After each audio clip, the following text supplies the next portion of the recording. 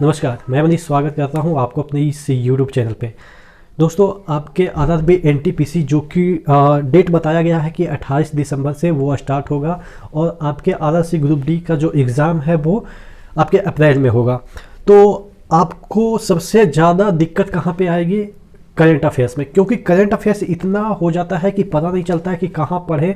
जितना भी पढ़ेंगे लगेगा कि कम ही पढ़ें, और पढ़ना चाहिए, इसका भी पढ़ना चाहिए, उसका भी पढ़ना चाहिए। यानी कि इस कंपनी का, यानी कि बहुत सारे बड़े बड़े कंपनियां हैं एजुकेशनल फील्ड में, तो लगेगा कि इसका भी पढ़ ले, इसका भी पढ़ ले, इधर से भी पीडीएफ इकट्ठा कर ले, इधर से भी पीडीएफ इकट्ठा कर ले। और लास्ट में क्या होगा कि इतना सारा पीडीएफ हो जाने के बाद पता नहीं चलेगा कि आपने पढ़ा क्या और याद क्या रहा। तो मैं आपको आज आप ही के डिमांड पे वो टॉपिक बताने जा रहा हूँ कि अगर इसमें सपोज 10 नंबर का, अगर एनटीपीसी में 10 नंबर अगर आता है, मैं ये नहीं कर रहा हूँ कि 10 नंबर के ही आएंगे करंट अफेयर, मैं एक रेशियो बता रहा हूँ कि अगर 10 नंबर का आता है तो 8 या आप कह सकते हैं 9, ठीक है, 8 या 9 नंबर आपको इन्हीं टॉपिक से मिलेंगे। एक ही इधर उधर मतलब कि खिसक सकता है, जो कि हर जगह एक्सेप्शन के मतलब कि कहते हैं ना कि एक्सेप्शन आ गया। तो 8 या 9 नंबर के आपको इसी टॉपिक से मिलेंगे। कौन से टॉपिक ज़्यादा आपको नहीं पढ़नी है, क्योंकि क्या होता है कि हम रोज़ाना करंट अफेयर्स पे आधा आधा घंटा देते हैं और रिजल्ट में देखते हैं कि पूछा वही जाता है जो कि ईजी आता है, मतलब कि ईजी जो रहते हैं वही पूछा जाता है। तो आप मान के चलिए कि अगर 10 क्वेश्चन पूछे जा रहे हैं, कोई भी एनटीपीसी हो या आपके ग्रुप डी हो, तो उसमें 8 से 9 क्वेश्चन इन्हीं टॉपिक्स में से मिलेंगे। तो कौन कौन से टॉपिक है? और देखिए, आपको डेली जो आधा घंटा है इस पर इन्वेस्ट नहीं करनी है, क्योंकि आपको भी पता है कि आपके पास समय अब बहुत ही कम है, तकरीबन 1 महीना है। और 1 महीना में भी बहुत सारे ऐसे लोग होंगे जिनका के रिलेटिव्स में शादी वादी होगा, तो 2-4 दिन उधर इन्वेस्ट हो जाएंगे। कोई जर्नी कर रहे होंगे, कहीं जा रहे होंगे, तो यानी 2-3 दिन आप मान के चलिए कि आलतू फालतू में ही समय इन्वेस्ट हो जाएगा। तो आपको एक पर्टिकुलर टॉपिक को ही कंसंट्रेट करके पढ़नी है। अब पर्टिकुलर कौन सी टॉपिक है, क्योंकि देखिए, अगर आप डेली आधा घंटा देते हैं और मतलब अनर्गल की चीज़ें पढ़ते हैं, तो आपका समय भी इन्वेस्ट होगा, माथा भी दर्द करेगा, उसके बाद हाथ में कुछ भी नहीं आएगा। तो मैं आप अच्छा, ये चीज़ें हैं वो कहाँ से आप पढ़ेंगे? यूट्यूब एक ऐसी जगह है, आप सर्च करेंगे कि न्यू अपॉइंटमेंट 1 साल का जो भी होगा वो कहीं अड्डा में हो जाएगा, या अड्डा के कोई वीडियो में आपको मिल जाएगा, वाईफाई के कोई वीडियो में मिल जाएगा, या स्टडी IQ है उसके वीडियो में मिल जाएगा। यानी कि आपको स्पेसिफिक ये टॉपिक सर्च करके पढ़नी है। उसका पीडीएफ भी मौजूद होगा वेबसाइट पे, उसका पीडीएफ भी मौजूद होगा जो कि फ्री ऑफ कॉस्टिंग होता है अधिकतर। तो आप ये टॉपिक को आप सर्च करके पढ़ेंगे, ना कि डेली आधा घंटा देंगे, ठीक है। अब टॉपिक पे डिस्कस करते हैं और इस टॉपिक पे किस तरह के प्रश्न पूछे जाते हैं वो आप समझ लीजिए।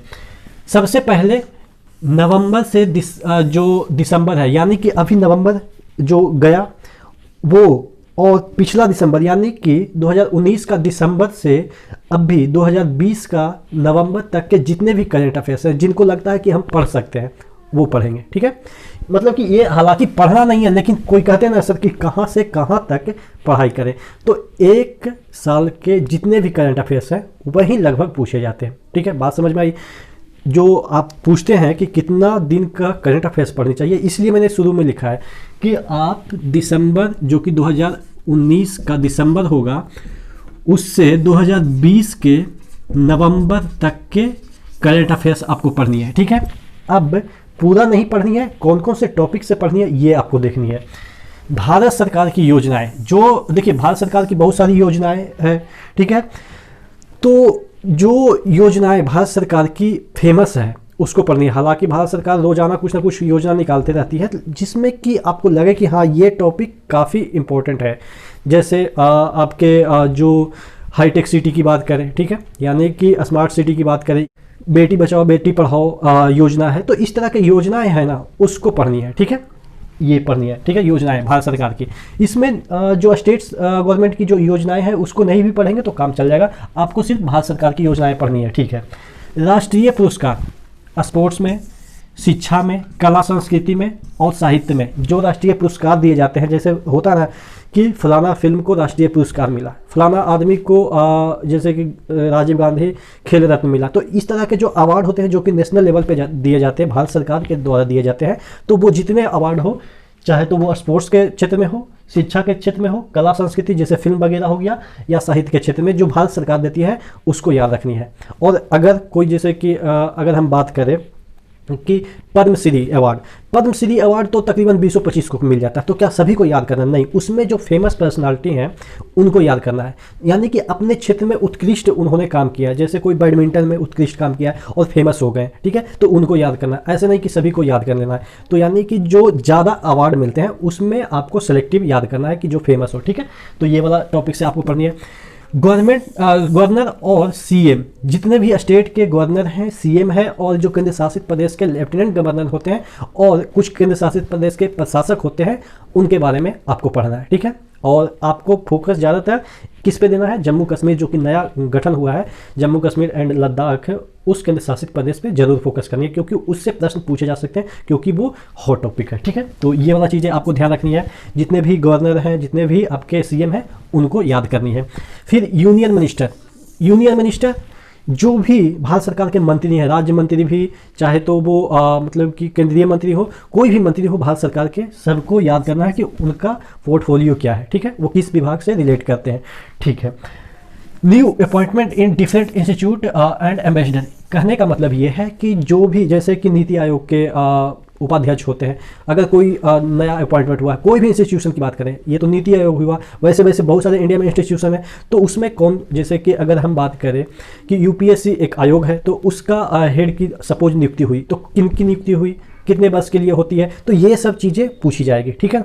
समझ गए कि जितने भी इंस्टीट्यूशन इंडिया के हैं भारत सरकार के, उसमें नए अपॉइंटमेंट या नहीं भी अपॉइंटमेंट हुए तो उसका हेड कौन सा है। जैसे अगर नीति आयोग के हेड कौन से होते हैं, आपको पता है कि प्रधानमंत्री होते हैं, लेकिन उसके बारे में पूछा जाएगा कि उपाध्यक्ष कौन है, ठीक है, जैसे यूपीएससी के अध्यक्ष कौन है, ठीक है। इस तरह के जो इंस्टीट्यूशन होते हैं इंडिया के बहुत महत्वपूर्ण, आपसे पूछा जाएगा कि इसरो के अध्यक्ष कौन है। अगर अपॉइंटमेंट नहीं भी हुआ है, फिर भी आपको उनके जो मुखिया हैं उनको याद करनी है, इंडिया के रिस्पेक्ट में बात करें तो, ठीक है। और एम्बेसडर की बात करें तो यानी कि भारत सरकार हाल में कहीं कोई देश में कोई एम्बेसडर बनाया है, उसको याद करनी है। ये नहीं कि पहले से बना हुआ है, पहले से बना हुआ है, देखिए दुनिया में कितने कंट्री हैं, तो सभी देश में कौन कौन से एम्बेसडर इंडिया के हैं वो तो याद नहीं कर सकते, लेकिन हाल में जिनका नियुक्ति हुआ है उनको याद कर सकते हैं, ठीक है। अगला देख लेते हैं ब्रांड एम्बेसडर, जो नोकिया के ब्रांड एम्बेसडर हो, वाईजू का ब्रांड एम्बेसडर हो, अनअकैडमी का ब्रांड एम्बेसडर हो, मतलब कि ये जो, हालांकि अनअकैडमी का कोई ब्रांड एम्बेसडर नहीं है, हालांकि उसने आईपीएल में बोली लगाई थी वो स्पॉन्सरशिप के लिए, वो अलग बात है, लेकिन बाइजू का ब्रांड एम्बेसडर जैसे कि आप देखे होंगे शाहरुख खान प्रचार करते हुए, तो ये जो ब्रांड एम्बेसडर है कंपनियां का, उसको भी याद रखनी है, क्योंकि इस तरह के क्वेश्चन प्रीवियस ईयर में पूछे गए थे, ग्रुप डी हो या आपके जो आरपीएफ का एग्जाम हो या आपके एलपी टेक्नीशियन हो, उस एग्जाम में पूछे गए थे ब्रांड एम्बेसडर से प्रश्न। कैपिटल, करेंसी और हेड, किसका कैपिटल, किसका करेंसी, किसका हेड याद करना है, जहां पे इंडियन डेलीगेट्स गए हैं, ठीक है।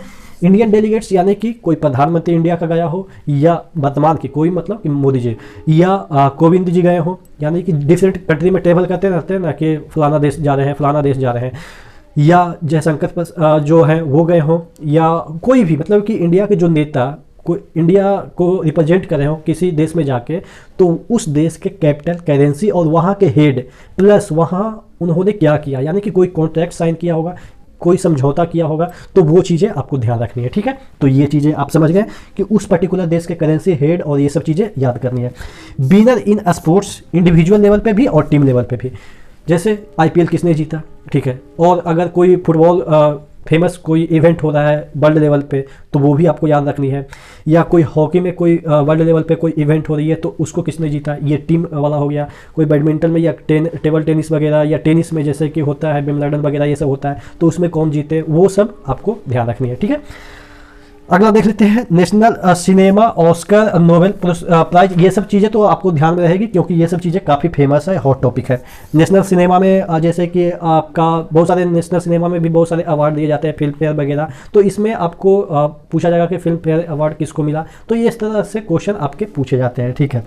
Ranking of India in different index, जो होता है ना कि क्राइम में इंडिया का कितना रैंकिंग है, पॉपुलेशन में इंडिया का कितना रैंकिंग है, पासपोर्ट का जो पावर है उसमें इंडिया का कितना रैंकिंग है, इस तरह के जो क्वेश्चन है वो पूछे जाएंगे, और इंडिया का आपको याद करनी है और टॉप याद करनी है कि उस इंडेक्स में टॉप कौन रहा। बॉटम वाला नहीं जल्दी पूछा जाता है, निगेटिव चीज़ जल्दी क्वेश्चन में नहीं आते, पॉजिटिव चीज़ ही पूछे जाते हैं, बॉटम वाला तो निगेटिव हो जाता है ना, तो इस वजह से ये निगेटिव वाला चीज़ नहीं पूछी जाती है कि बॉटम में कौन है, टॉप पे वाला पूछा जाता है और इंडिया का रैंकिंग पूछा जाता है, तो ये ध्यान दीजिएगा। ये थोड़ा सा नीचे है तो दिख नहीं रहा होगा, ठीक है।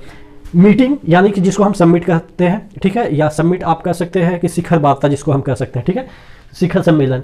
तो हाल में एक साल में कहाँ पे कौन सा शिखर सम्मेलन हुआ, नेशनल लेवल पे भी और इंटरनेशनल लेवल पे भी। नेशनल लेवल यानी कि बहुत सारे स्टेट मिलके शिखर सम्मेलन किए, ठीक है, वो नेशनल लेवल का हो गया। इंटरनेशनल लेवल तो आपको पता ही है, संघाई कॉर्पोरेशन हो गया, G7 हो गया, मतलब कि इस तरह के जितने भी समिट होते हैं उसका मुख्य दीम क्या था, ठीक है, दीम मतलब ध्येय वाक्य क्या था कि क्या, जैसे प्रदूषण कंट्रोल करने के लिए कोई ध्येय वाक्य बना दिया। तो वो जो इंटरनेशनल कहाँ पे हुआ, ठीक है, कहाँ पे हुआ, तो वहीं जो जहाँ पे होगा उसी देश उसका अध्यक्षता करेगा। लेकिन आपसे पूछा जाएगा कि इसका ध्येय वाक्य क्या था, ठीक है, अगला कहाँ होगा, ये सब चीज़ें पूछी जा सकती है, ठीक है। तो समिट के बारे में आपको पता चल गया। ऑर्गेनाइजेशन है, नेशनल हो या इंटरनेशनल हो, अभी मैंने बताया जैसे डिफरेंट इंस्टीट्यूशन या ऑर्गेनाइजेशन नेशनल लेवल पे नीति हो गया, जैसे उसके बाद मैंने योजना आयोग तो खत्म ही हो गया, आपका UPSC आयोग हो गया। तो इस तरह से जितने भी आयोग होते हैं उसके हेड और इंटरनेशनल में भी पूछे जाते हैं, जैसे इंटरपोल के बारे में पूछा जा सकता है, UN का डिफरेंट इंस्टीट्यूशन है तो उसके बारे में पूछा जा सकता है कि WHO का हेड जो कि अभी फेमस है, ठीक है। तो इस तरह से उसके हेड के बारे में पूछा जा सकता है। डिफेंस एक्सरसाइज इंडिया का किसके साथ होता है वो पूछा जाएगा, कहाँ पे हुआ ये पूछा जाएगा, ठीक है। कितने देश पार्टिसिपेट किए वो ज़्यादा नहीं पूछा जाता, क्योंकि जनरली 2 ही देश पार्टिसिपेट करते हैं, कभी कभी 3-4, मतलब कि वो उतना नहीं पूछा जाएगा। बस ये पूछा जाएगा कि कहाँ पे हुआ, ठीक है। डिफेंस एक्सरसाइज यानी कि युद्ध अभ्यास जिसको हम कह सकते हैं। बुक्स एंड राइटर के बारे में उतना तो नहीं प्रश्न बनता है, लेकिन हाँ जो फेमस अभी में लिखे गए जैसे शशि थरूर वगैरह, चेतन जो है चेतन शर्मा नहीं, चेतन भगत कुछ ऐसे, हाँ चेतन भगत हैं, तो वो जो मतलब कि फेमस पर्सनालिटी हाल में कुछ बुक लिखे हैं उसके बारे में पूछा जा सकता है, ठीक है। पुराना वाला जो राइटर है या पुराना वाला बुक है उसके बारे में नहीं पूछा जाएगा, रिसेंट में जो लिखा गया है उसके बारे में पूछा जाएगा, या कोई फेमस पर्सनालिटी के ऊपर लिखा गया जैसे मोदी जी पे कोई बुक लिख दिया तो उसके बारे में पूछा जा सकता है, ठीक है। तो इस तरह से, या राहुल गांधी पे कोई बुक लिख दिया, अगर आप राहुल गांधी के सपोर्टर हैं तो बुरा नहीं मानिएगा, मैं राहुल गांधी का भी नाम ले रहा हूँ, ठीक है। तो जो फेमस पर्सनालिटी हैं उन पर अगर कोई बुक लिखा जाता है तो यहाँ पर पूछा जा सकता है। इलेक्शन नेशनल हो या इंटरनेशनल हो, जैसे बिहार में इलेक्शन हो गया तो इसके बारे में पूछा जाएगा कि मतलब कि इसमें मुख्यमंत्री किसकी बनी, मतलब कि कौन मुख्यमंत्री बने। इंटरनेशनल में अगर इलेक्शन होता है तो पूछा जाएगा कि वहाँ के राष्ट्रपति या प्रधानमंत्री कौन बने, जैसे अभी USA में हुआ है तो हालांकि फाइनल तो नहीं हुआ है लेकिन आपको पता है कि कौन राष्ट्रपति बनने वाले हैं। तो इस तरह से जो नेशनल हो या इंटरनेशनल में जो इलेक्शन होते हैं उसका जो न्यूज़ है वो आपके करंट में भी आ जाते हैं, ठीक है। तो इसमें से मैं भरसक प्रयास किया हूँ कि जितने भी टॉपिक जो कि प्रीवियस ईयर में मेरा एक्सपीरियंस है वो सभी मैंने कवर कर रखे हैं, लेकिन फिर भी आपको लगता है कि कोई टॉपिक छूट गया है तो आप नीचे कमेंट बॉक्स में कमेंट कर देंगे जिससे कि और भी लोगों का भला हो जाए। आशा करते हैं इन टॉपिक को आप अच्छे से कवर करेंगे और फालतू का समय इधर उधर जाया नहीं करेंगे। आप सक्सेस हो यही कामना करते हैं। तो अगर वीडियो अच्छा लगा हो तो शेयर कर दीजिएगा, अगर बुरा लगा होगा तो डिसलाइक कर दीजिएगा, लेकिन सब्सक्राइब जरूर कर दीजिएगा। नेक्स्ट वीडियो मिलते हैं, तब तक के लिए।